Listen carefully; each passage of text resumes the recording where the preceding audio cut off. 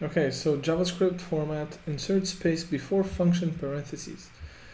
Okay, so let me show you what this looks like. This only pertains to the declaration of functions, not to when you're calling them. So let's actually set this to true so you can see how this works.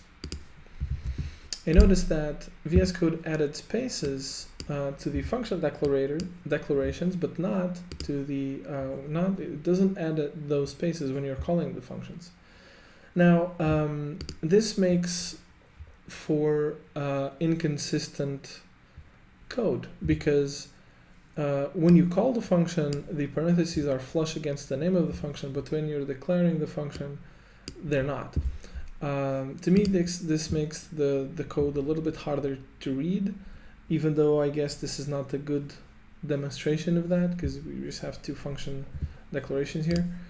But I'm still going to leave this function set to false so that the code is a little bit more consistent. So the calling of the function and the declaration of the function look exactly the same.